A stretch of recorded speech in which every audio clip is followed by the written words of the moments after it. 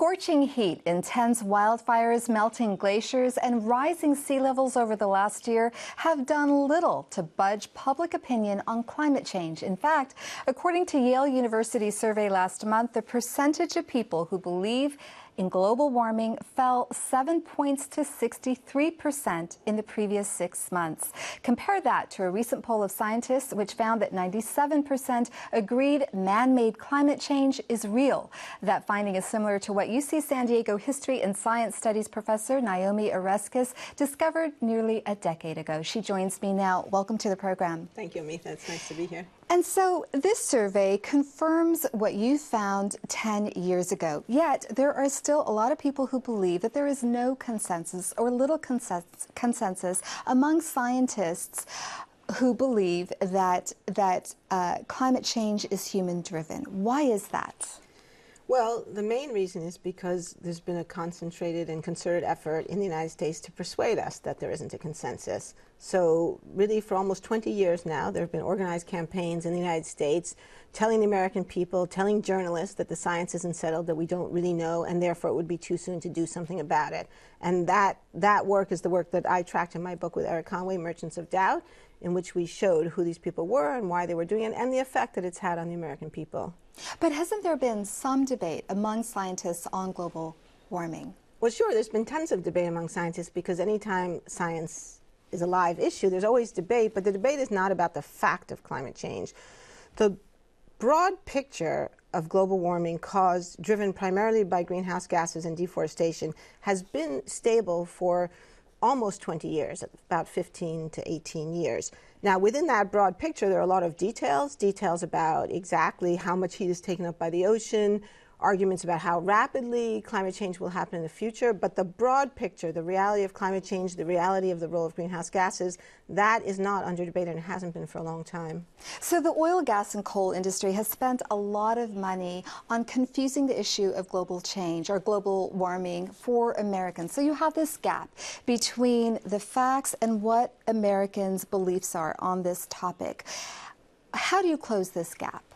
Well, that's a very good question, and of course people like you are part of the answer. One of the things that we know from our research is that a large part of the campaign to confuse the American people about this issue, as previously in a similar campaign related to tobacco, was to persuade journalists to give a balanced approach to the issue and to give equal time to, yes, there is climate change, no, there isn't. Yes, tobacco is harmful, no, there isn't. And many journalists have fallen into this trap because it appeals to your sense of journalistic integrity and objectivity and fairness. But the problem is that it's not accurate.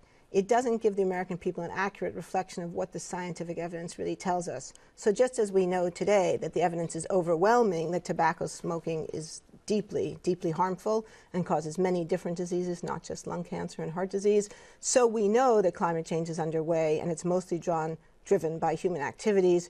But because it's been often presented in this sort of he said, she said approach, most ordinary people who aren't following the science or aren't doing the science think that there's still a large scientific debate. Now, the fossil fuel industry plans to continue to develop its reserves. So greenhouse gas emissions aren't going away. The only thing that can rein this in are government policies, and yet political will seems to be lacking. How does this get turned around? Well, I think it's important to point out that there is political will here in California. And one of the bright spots in this story actually are the things that are happening here in California right now. So we have AB 32, which came into effect this year. It was supported by a bipartisan coalition led initially by Fran Pavley in the legislature and Governor Arnold Schwarzenegger. It's being continued by Governor Brown. So we have seen political leadership in California. We have seen bipartisan support. And we have seen increasingly the business community recognizing that there are economic opportunities in 21st century fuels. That's right. ExxonMobil supports a carbon tax. Well, that's right, which is a very interesting move, right? And, you know, I always like to say coal is a 19th century energy supply, oil and gas are 20th century, and we really need to move into the 21st century. And we're starting to do that here in California, but we've only just taken the first little baby steps. Very quickly, do you think that there are members of Congress who privately believe that global warming is real, but publicly won't say anything? Absolutely, yeah. I think it's become very difficult. We saw that in the last campaign when Mitt Romney did say that he accepted the scientific evidence of climate change caused by people, and he was immediately attacked by all the other Republicans who were running against him. So there's tremendous pressure in the Republican Party not to speak about this issue, not to acknowledge the scientific evidence. But I believe that many Republican leaders know the truth about this issue, and I believe they're waiting for the right moment. They're waiting for a Nixon goes to China moment, and I'm looking forward to seeing it. And we've got to wrap it there. Professor Ruskus, thanks for coming in. Thank you. It's a pleasure being on the show.